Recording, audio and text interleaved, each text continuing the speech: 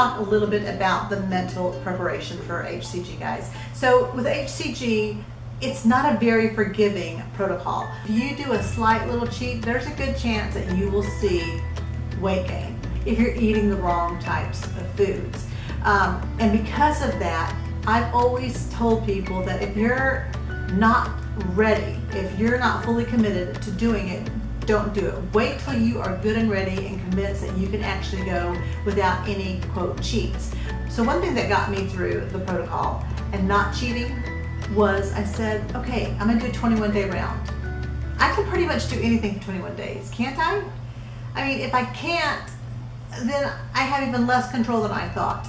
I was thinking about this the other day. You know, we all need to control things. Well, not everybody, but I do. So yeah, if you're a control freak, I am, then you want to be able to control everything. And yet we find ourselves, you know, doing this number. Well, guess what? You can't control the weather. You can't control how someone's going to respond to you.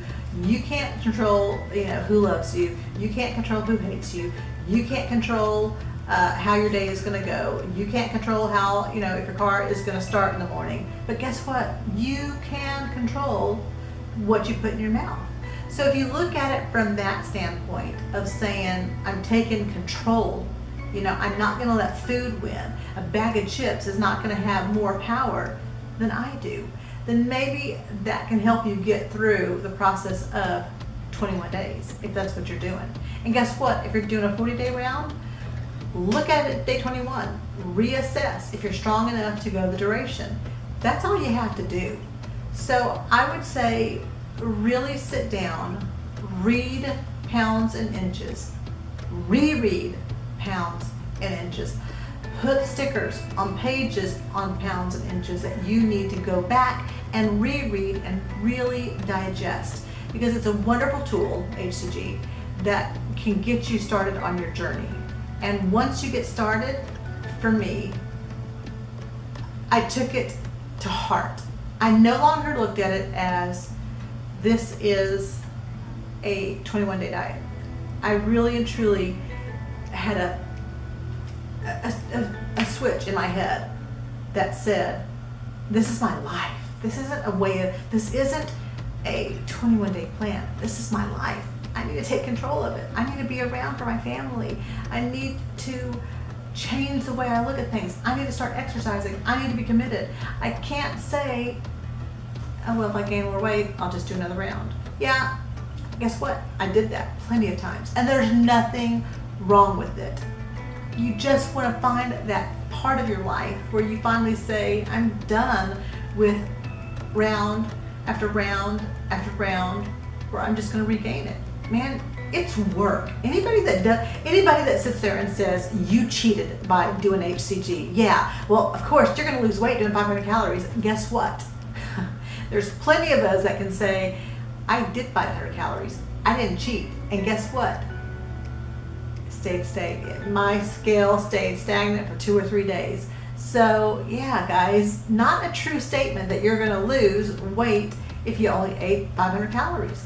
You know, we got big for a reason. Our bodies either don't metabolize properly, our bodies are out of whack, our hormones are out of balance, our hypothalamus is, you know, whacked out, whatever you might want to consider it. Guys, it's not a cheat by going on the HCG diet. It is a way to start your journey. And that's what I really want you guys to embrace. I want you to look at what you think your obstacles are going to be. Write them down, journal them. And before you start it, give yourself little outs, give yourself little paths to success. You know, write them down. You know, let's say you start craving chocolate. What are you going to do? Maybe you're going to go take a jog. Maybe you're going to go walk. Maybe you're going to take a shower. Maybe you're going to go brush your teeth. And hey, maybe, last ditch effort, you're going to stick a piece of gum in your mouth.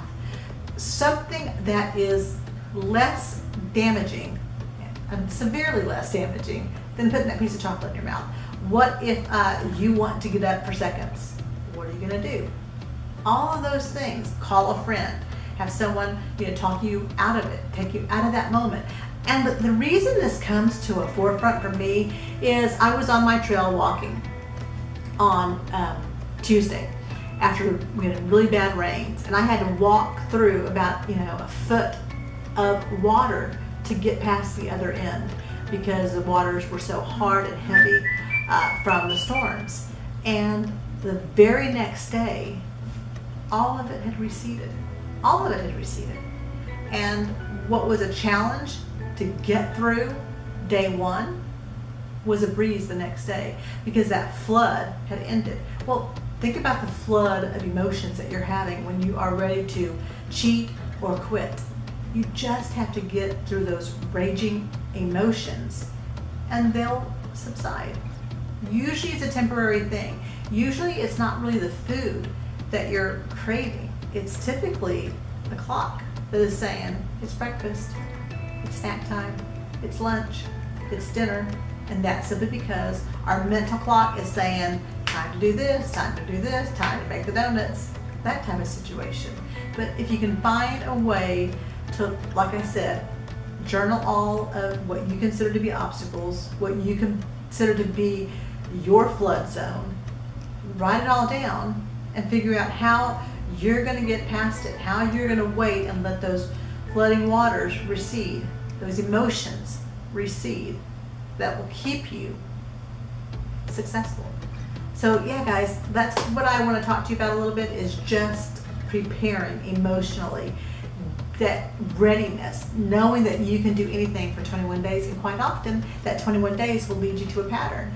And you might sit there and say, I can go another 21 days and make it the full 40 days. And guess what? Anytime you're after those 21 days, if you decide it's too hard, you can stop injecting. You can say, I wake up today, I'm on day 26, I'm not doing it again. Well, guess what? The previous day was already your last injection. And at that point in time, you're just another 48 hours away from moving on to P3. I've always been a firm believer of the original protocol. So we call it POP, perfectly on protocol.